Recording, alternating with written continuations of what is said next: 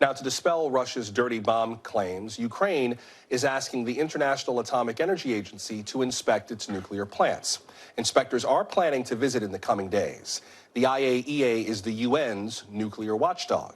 Right now, it's holding its nuclear energy ministerial meeting here in the U.S. for the first time. Russia was disinvited for invading Ukraine.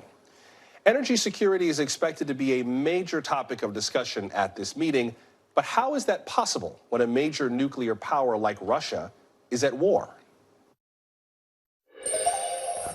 Joining us now is Seth Grae. He's the president and CEO of Lightbridge, a company that develops nuclear fuel technology.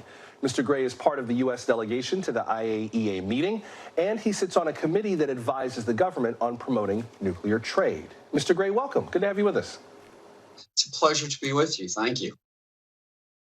Let me start with this IAEA meeting, because it's not squarely about nuclear weapons or non-proliferation. It's about nuclear energy in a broader sense, including just the energy that the world needs to run, which is what your business focuses on. How is this situation with Ukraine and Russia and all of this talk of nuclear weapons and dirty bombs and so on affecting that larger conversation about the role of nuclear energy in the world? Are you feeling it in your business, or is that kind of a separate issue?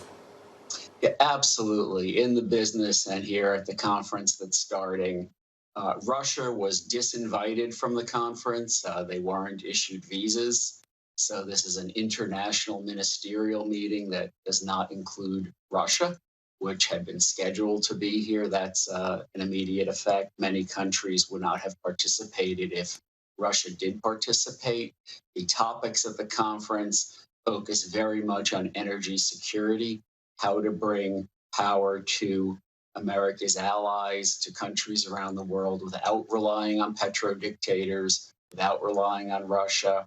In Lightbridge's business of developing advanced nuclear fuels for reactors, we're in conversations with many countries. We're working very closely with our own government here in Washington, D.C., to help make sure that our fuel is being developed, is being pushed forward as part of the U.S. government push to make sure that we can provide reliable energy and help our allies not rely on dictators, and also just to have more exports from the U.S. Expand on that a little bit, because one of the themes, at least from both the committee you sit on with the federal government and IAEA, is energy independence, and the idea that if nations have other sources of energy besides fuel, they're less likely to have to deal with states like Russia to heat their homes. I know there's concern in terms of the future of nuclear energy, what we're going to do with the nuclear waste from plants that have already been in the pipeline. But where do you see that? I think your company's business is designed to create those options for the future, including nuclear plants that don't look like the plants we see today or are of different sizes than the plants we see today, right? Right, exactly. So there's a big push, and it's reflected in the agenda at the conference here, toward what are called small modular reactors, smaller reactors using more advanced technologies like the fuel that Lightbridge is developing.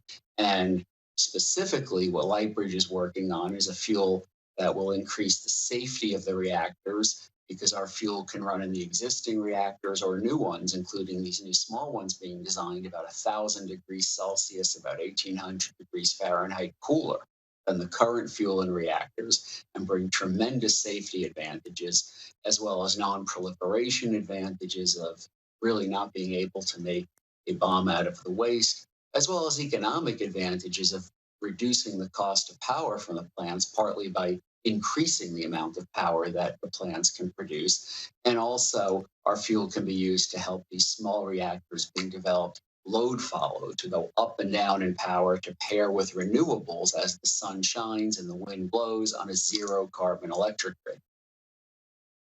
What do you make of these claims from Russia about using a nuclear weapon, dropping a dirty bomb, even the attack at the beginning of this war on the plant in Zaporizhia, which has the largest cluster of reactors in all of Europe? What do you make of some of these nuclear threats coming from Russia? Do you think that they're credible? Are they just bluster? How do you see it? Well, we have to take them very seriously. They've attacked their neighboring country, Ukraine. They're acting very irresponsibly. With Russia losing in the battles, I think Russia is trying to expand to instill fear in the people in Ukraine and in Ukraine's allies. And this fear goes from shelling of power lines to nuclear power plants to knock off power to the plants, to direct shelling of nuclear power plants, playing on people's fear of radioactive events, to threats of using nuclear weapons, and now effectively threats of dirty bombs with these strange claims, with Russia's defense minister calling the US Secretary of Defense and European and other defense ministers and claiming that Ukraine is about to use a dirty bomb. And it seems all based on trying to bring about fear. But some of this is already very much directly hurting people. As power plants, including nuclear power plants in Ukraine, have been bombed offline or turned off for safety reasons as they're under shelling, as winter is setting in Ukraine, people are getting very cold.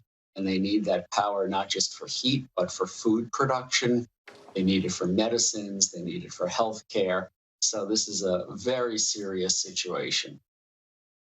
Yeah, we've definitely got these two side-by-side but interlocked conversations, one about nuclear weapons as such and all kinds of nuclear military tactics, and then the future of nuclear energy in a more civil, conventional way, including where that technology goes. Be interesting to see how this week's conference deals with the intersection of both of those things. But for now, Seth Grae, President and CEO of Lightbridge Corporation, I appreciate you coming on tonight. Thank you very much. Thank you.